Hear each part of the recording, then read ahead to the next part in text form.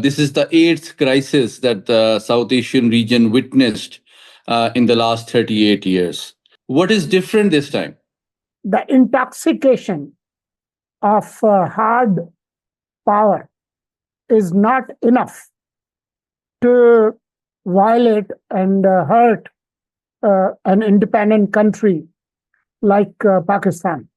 Pakistan has defeated India in last 18 days in all domains: military, cyber, media, diplomacy, public narrative. Pakistan Air Force added a new chapter in the modern use of air power against a vastly superior, technologically advanced, and numerically larger adversary in a very swift and a very effective and hard hitting manner. All the five fighters which were shot down by Pakistan Air Force were shot down deep inside Indian territory. So they were so shocked that we are not even safe within our own airspace. So how can we confront Pakistan Air Force fighter pilots? Therefore, the next 2 days, they sent almost 80 drones. Pakistan attacked at 4 levels. Those 10 air bases and airfields from where these Rafales and Su-30s had taken off to launch attacks on Pakistan, and the drones also. Pakistan targeted the two major storage sites of BrahMos cruise missile. Pakistan destroyed their major storage sites and ammunition depots and several checkposts in Indian occupied Kashmir. Cyber attack on the energy grid of India, which brought 70% of India into darkness. Surgical strike will not be a new normal. Secondly, Pakistan will maintain strategic stability despite Indians' irresponsible strategic behavior. India will always, as per quid pro quo plus doctrine, pay a much heavier price, perhaps 3 times a heavier price for every action or every aggression in every domain whenever it wants to test the mettle of Pakistan, its military, and its nation. I think now it's a wake up call for the policymakers in State Department, in Pentagon, in CIA, in DIA, that are they betting on the right horse? How the international community is looking at this crisis? What are their reactions? Their boys had the best toys, but our boys were the best boys. So the best boys won over best toys. That's the moral of the story of 18 days.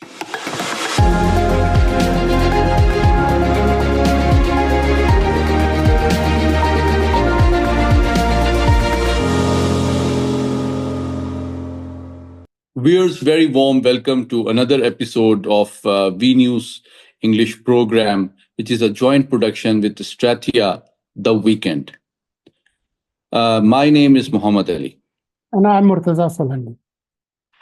Mr. Murtaza, I think this weekend is perhaps one of the most historic weekends which this region of South Asia witnessed. You've been looking at the developments in the last 18 days, and this is the eighth crisis that the South Asian region witnessed in the last 38 years. So let's begin by asking you, what is different this time? Well, if you compare it with the last weekend we had, we were in a state of standoff. Yes. And this last week has been decisive in breaking the stalemate that started 18 days ago on April the 22nd, when that tragic, I would call it carnage, happened in Pahalgam. It's clear that uh, Indian state tried to use that Pahalgam incident to harass, hurt, damage, and uh, destroy Pakistan. That was the design.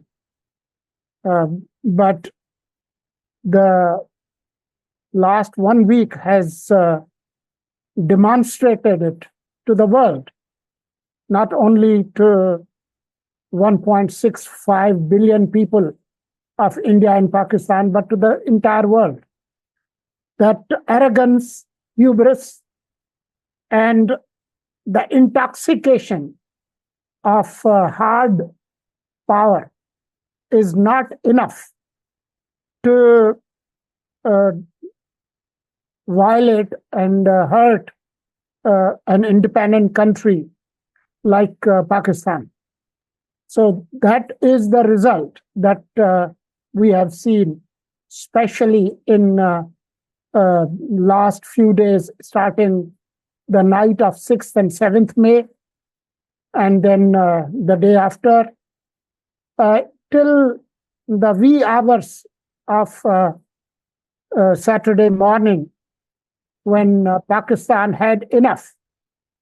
Pakistan had defended its territory even on 6th and 7th, when India attacked with massive missile power on 9 places, 24 impact attacks, but also defended the drone attacks, the swarm drone attacks.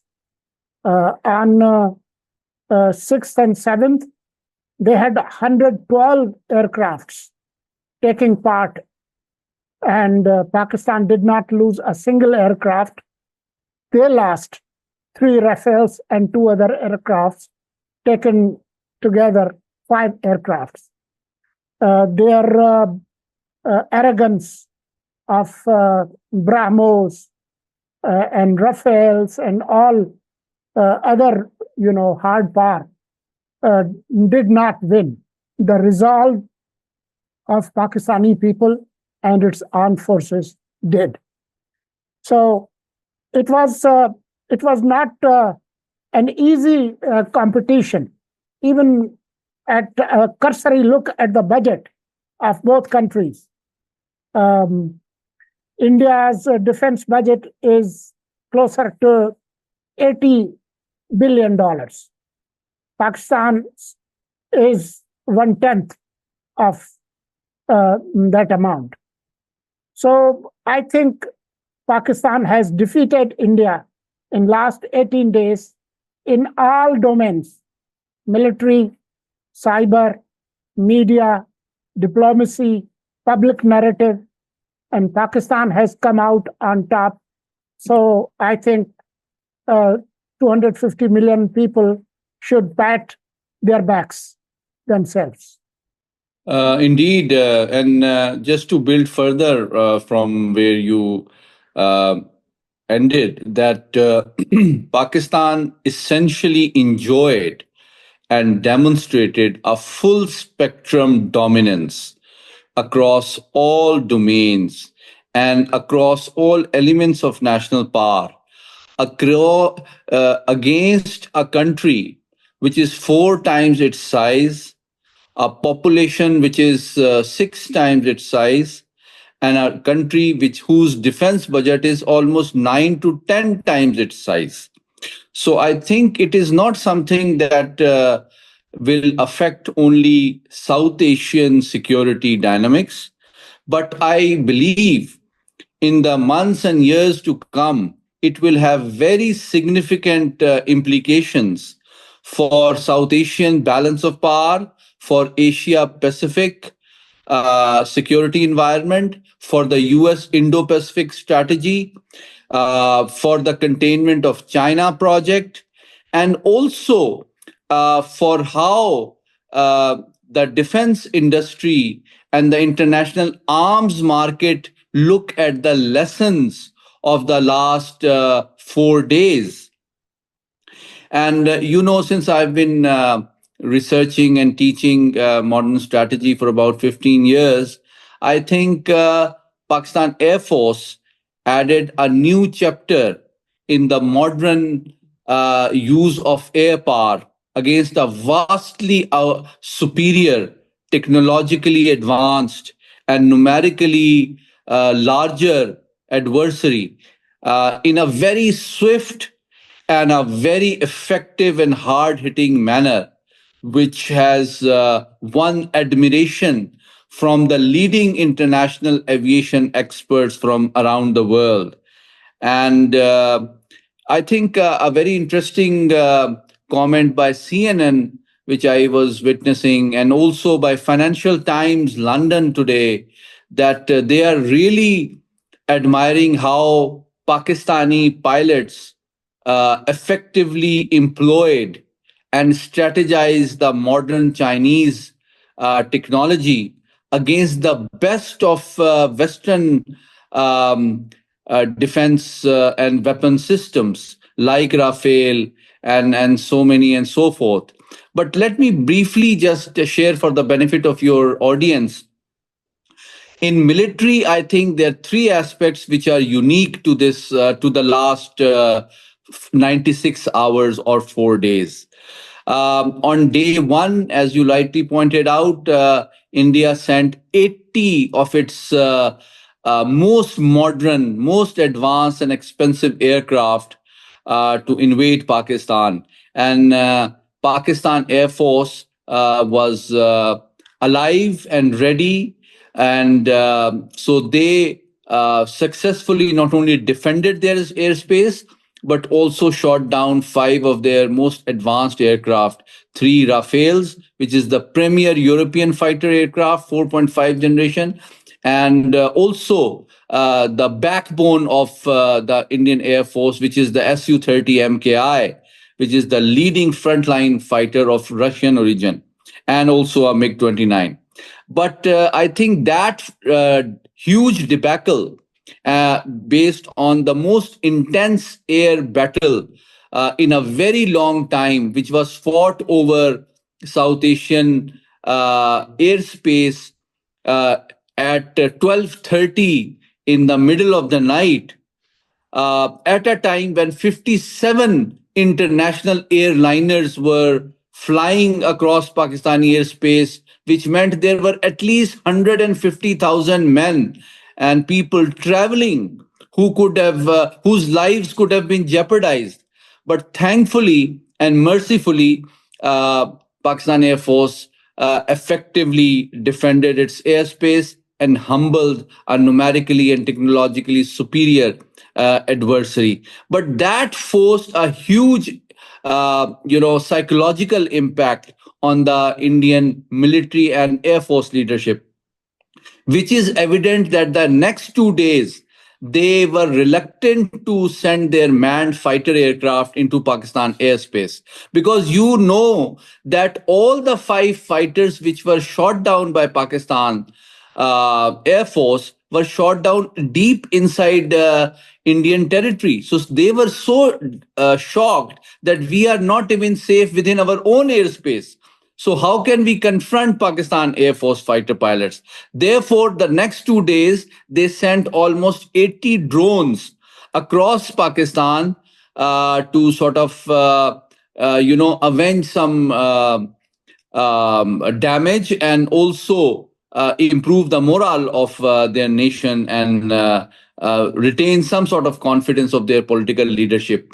But the last 12 hours are, I think, the most historic in the history of modern warfare that the world has witnessed. That you would recall, within 2 hours after midnight, the chief spokesperson of Pakistani Armed Forces, General Ahmad Sharif, spoke thrice to media within 2 hours. And that was something extraordinary. And I was up and I myself heard three big explosions in the middle of the night around 20 past 2 a.m. in the morning. And then it was quickly followed by General Ahmad Sharif announcing that and confirming that in its complete chaos and madness, India has launched six ballistic missiles on Amritsar and East Punjab, and also launched some missiles and drones against Afghanistan, and also launched their missile attack on three of Pakistan's air bases: Chaklala in Rawalpindi, Islamabad, Murid Air Base in northern Punjab, and also the Rafiki Air Base, which is a major air base in southwest of Pakistan. So that, I think, broke the camel's back and convinced Pakistan that a credible, effective, and hard-hitting response is necessary to remove the misperception of Indian leadership, make them pay a price, restore the balance of power, repair the strategic deterrence, and also eliminate all their imaginary dreams of surgical strike for all times to come. And that is what unfolded. Pakistan attacked at four levels. The first set of targets, as per the doctrine of quid pro quo, included those 10 air bases and airfields from where these Rafales and Su-30s had taken off to launch attacks on Pakistan, and the drones also. Secondly, Pakistan targeted the two major storage sites of BrahMos cruise missile in order to cause serious damage to their stockpile and future escalation option and war stamina. Thirdly, Pakistan destroyed their major storage sites and ammunition depots and several checkposts in Indian occupied Kashmir, which were, responsible for human rights violations and atrocities against Kashmiri brothers and sisters, but also killing poor unarmed civilians, including 7-year-old children across LOC. So that was the third set of targets. The fourth set of target, Mr. Murtaza, was unique and something novel in modern history. And that was a huge cyber attack on the energy grid of India, which brought 70% of India into darkness. And that is very significant because you know very well, India considers itself and prides itself as the largest IT industry in the world, which provides high-tech IT support to Silicon Valley and other advanced countries, and sells and exports more than $180 billion worth of export revenue. Now, a country with such a high-tech IT industry was the victim of Pakistan's first successful use of non-kinetic warfare and a cyber attack, which brought 70% of the Indian nation into darkness. So I think this shock and complete humiliation and Pakistan's escalation dominance forced not just a timely intervention by international community led by the US to do crisis diplomacy, but also forced the Indian leadership to listen to their wise counsel in order to minimize their damage, because they realized that further escalation would cost them much more embarrassment, much more political capital, and much more economic damage to their country. But I want to ask you, beyond the military dimension, how is the international community looking at these 18 days, and especially how it has unfolded? I just want to add one observation before I answer your question. And that observation is that there was a conventional thinking about India Pakistan military affairs and security affairs. There was a kind of a misconception, I would say, that, okay, in terms of conventional means, India has overwhelming superiority. But since Pakistan's defensive doctrine is based on full spectrum that includes nuclear power. So that adds Pakistan's defense. Well, no nuclear option was exercised this time around. Pakistan has successfully defeated India in conventional warfare and even non kinetic means, including the cyber one. So that must be told to people that seemingly India has conventional superiority, but that conventional superiority took a nosedive in 18 days. Now, That's a very important point, Mr. Murtaza. And let me just briefly add that another new dimension was the first successful use of hypersonic missiles by JF-17 Thunder, the pride of Pakistan Air Force, against the world's most expensive and advanced missile defense system S-400 that India had bought.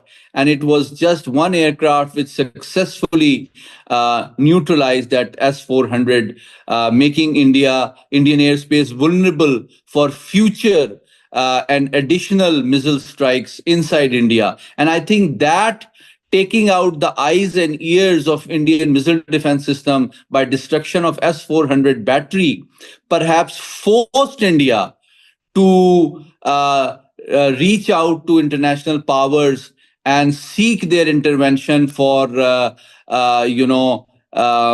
cessation of hostilities, because they realized that after they have lost their eyes and ears, they cannot fight on. And in case of further escalation, Pakistan will cause much more damage and destruction, because their S-400 is no more operational and preventing Pakistani fighter and missiles from reaching their target. So that is also an aspect which I think was critical in convincing India that further escalation and saber rattling and contestation is not a viable and affordable option available to them. But I wanted to know your views about how the international community is looking at this crisis. What are their reactions? I will just add one sentence before I answer your long awaited question. Their boys had the best toys, but our boys were the best boys. So the best boys won over best toys. That's the moral of the story of 18 days. Now, Well said. answering your question. Well said. India, because of fourth or fifth biggest world economy, they were quite arrogant and intoxicated with their economic power, the power of the market, that the whole world will stand behind India in their adventuristic expedition into Pakistan. The reverse and the opposite has come true in 18 days. America, that used to be the world's sole superpower, is operating on a different mode, a cocktail of Hoover and Monroe doctrine, isolationist and unilateralism. So Trump said from the very get-go that, they've been fighting for hundreds of years, they'll figure it out. So hands-off policy. That was a big shock for Trump's so-called tight buddy, Modi, under Modi Sarkar.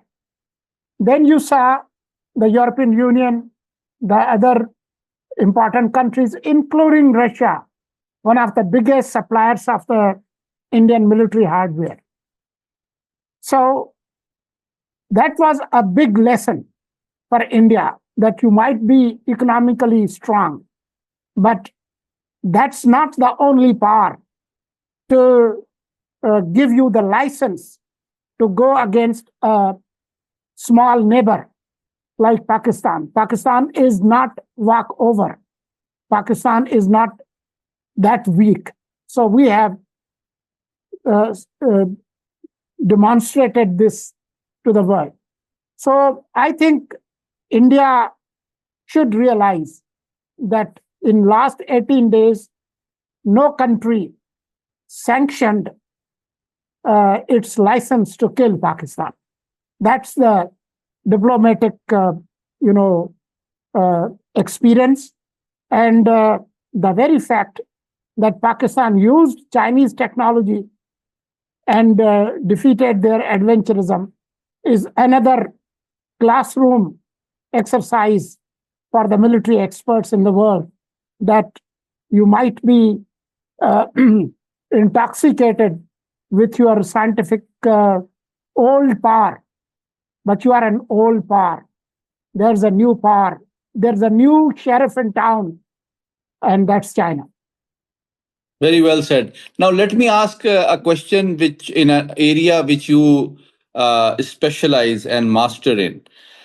I want your comments about the political impact on the future of Pakistan and the political future of Mr. Modi after this eventful 18 days. Pakistan has united beyond belief. As disunited and fractured Pakistan looked 18 days back, today's Pakistan is more united, and those who wanted to play the role of fifth columns have been effectively defeated, and you will see that in next few days. In India, it's a major embarrassment for BJP and Modi. I don't know if the opposition would take any advantage out of it or not, but mark my words, Modi, humiliated, embarrassed, will not sit back. They will go on an overdrive in their proxy wars against Pakistan and hurting Pakistan through invisible means, including creating disunity and chaos inside Pakistan, besides supporting terrorists of different kinds. But I think they will burn all the taxpayers' money of 1.4 billion Indian people in buying new toys for their boys and try to upgrade their technical skill, which miserably failed in last 18 days.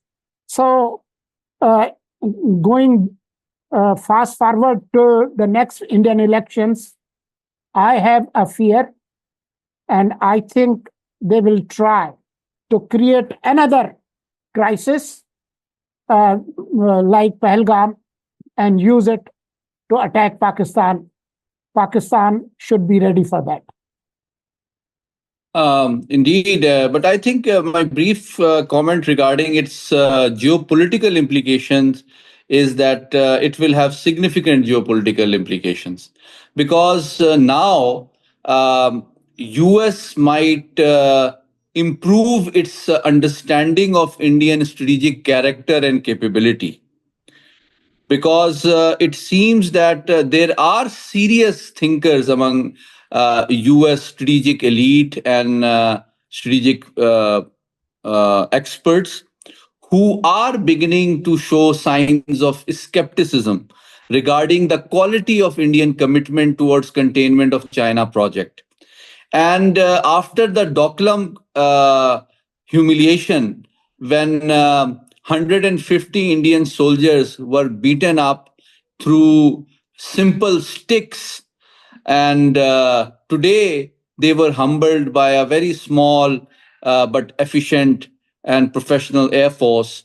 I think now it's a wake up call for the policymakers in State Department, in the Pentagon, in CIA, in DIA, that are they betting on the right horse by spending so much of their diplomatic, political, economic, and military capital on India which is not only unwilling, but today proven incapable of meeting the US security expectations that it has in the glorious and grand agenda of containment of China. But I am forced to recall a statement you made after President Trump joined office, that some people will be smiling in Beijing. And I think the people in Beijing will be very happy for two reasons: that Pakistani Air Force pilots use their technology in such an effective manner that it created dominance on the best Western technology and the best Russian technology that the Indians have. And secondly, we marketed and improved the share prices of the Chinese aerospace industry like never before. And thirdly, uh, it is a huge lesson for the US that their expectation that India will help contain China, I think, needs a reality check. And China has found uh, a partner in Pakistan who is both willing, capable, and deserves all the support and appreciation as a responsible, as a strong, united nuclear power of the region, which seeks peace, but peace with honor, peace with dignity, not under Indian hegemony. And that is a dream which today Pakistan Air Force and Pakistan Army buried like perhaps never before. I would just revise my earlier statement. The people in Beijing will not be smiling, they will be giggling. Yes, and you've been to Beijing several times. You know there are some people who are making memes about how Rafael was not good enough fighter to harm Pakistan. But my last question, Mr. Solangi, is that what is the way forward? What happens on the day after? How does this huge military success is translated into sustainable diplomatic and political gains, or if at all it can be? I think we have a work cut out for ourselves, and we should discuss it in detail next weekend. But I would just make a passing remarks on the state of Indian media. Pakistani media rocked, and Indian media and the people were shocked. Very well said. I think, ladies and gentlemen, this is a historic day for not just South Asian region, but for also the history of modern warfare. And it is also a very important day for the future stability, security, and peace and progress of not just South Asia, but for Asia Pacific. And I think three things which Pakistan proved today. Number one, surgical strike will not be a new normal. Secondly, Pakistan will maintain strategic stability despite Indians' irresponsible strategic behavior. And number three, India will always, as per quid pro quo plus doctrine, pay a much heavier price, perhaps three times a heavier price for every action or every aggression in every domain whenever it wants to test the mettle of Pakistan, its military, and its nation. Thank you so much for joining us.